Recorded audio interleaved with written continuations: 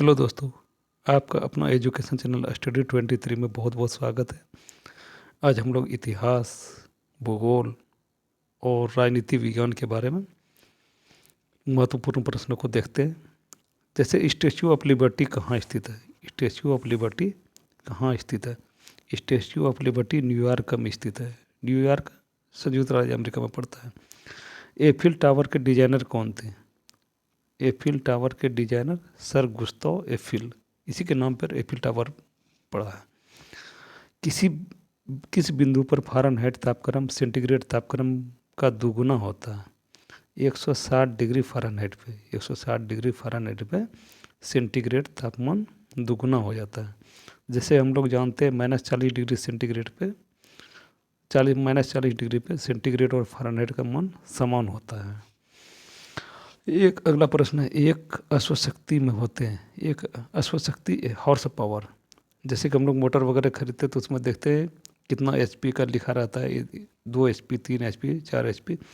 तो एक अश्वशक्ति बराबर 746 वाट, एक हॉर्स पावर बराबर 746 वाट। घूर्णन गति के मापन के लिए किसका प्रयोग किया जाता है? घूर्णन गति के मापन के लिए टेकोमीटर का प्रयोग किया जाता है। एक बैरल लगभग कितने लीटर के बराबर होता है? जब बैरल से मापा जाता है तेल, ये तरल पदार्थ जितना भी मापा जाता है, पेट्रोल, डीजल, ये सब मापा जाता है। एक बैरल लगभग कितने लीटर के बराबर होता है? एक बैरल 159 लीटर के बराबर होता है। इसीलिए अक्सर आप सुनते होंगे, बोलता होगा प्रति बैरल इतना रुपया, इतना डॉलर प्रति बैरल बढ़ा है, घटा है पेट्रोल डीजल का दाम। 159 लीटर, एक बैरल बराबर 159 लीटर। बिटुमिनस कोयला को किस अन्य नाम से जाना जाता है?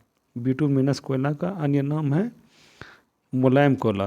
जैसे कि हम लोग जानते हैं कोयला का 3-4 किस्म हैं, 4 किस्म हैं: एंथ्रेसाइट, लिग्नाइट, बिटुमिनस और पीट। एंथ्रेसाइट सबसे अच्छा कोयला माना होता है, जिसमें कार्बन का जितना ज़्यादा प्रतिशत होता है उतना अच्छा कोयला वो होता है।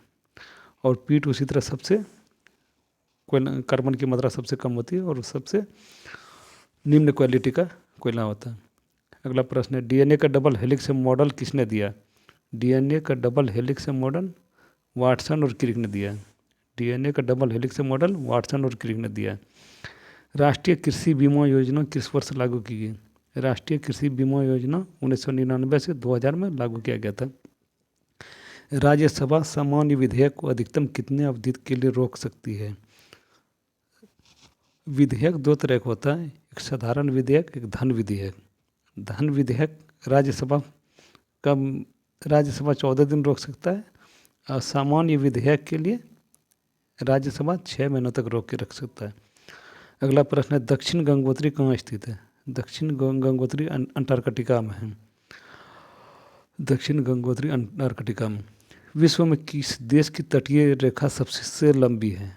विश्व में तटीय रेखा सबसे लंबी कनाडा की है। कनाडा की सबसे लंबी तटीय रेखा।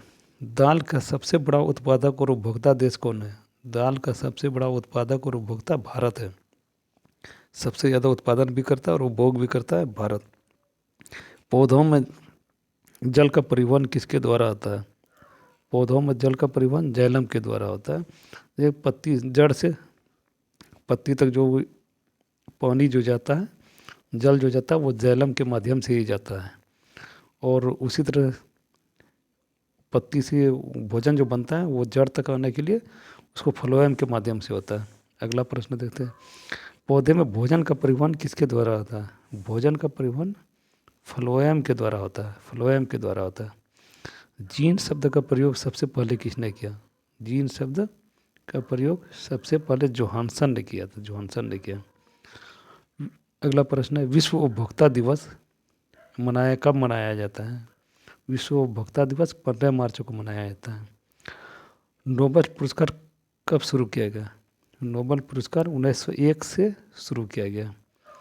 चिराग दिल्ली, चिराग मतलब रोशनी ही होता है, रोशनी होता है।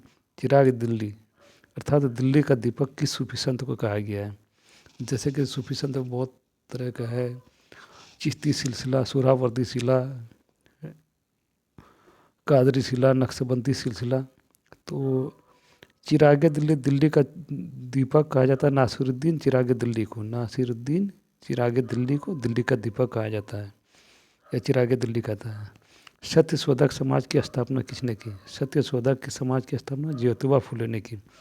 स्वराज पार्टी की स्थापना किस वर्ष की गई? स्वराज पार्टी की स्थापना 1923 ईस्वी में चित्तरंजन दास और मोतीलाल नेहरू के द्वारा किया गया। लोकसभा के पिता के रूप में किसे जाना जाता है? लोकसभा के पिता के रूप में जीवी मावलंकर को जाना जाता है। जीवी मावलंकर लोकसभा के प्रथम अध्यक्ष भी रहे थे।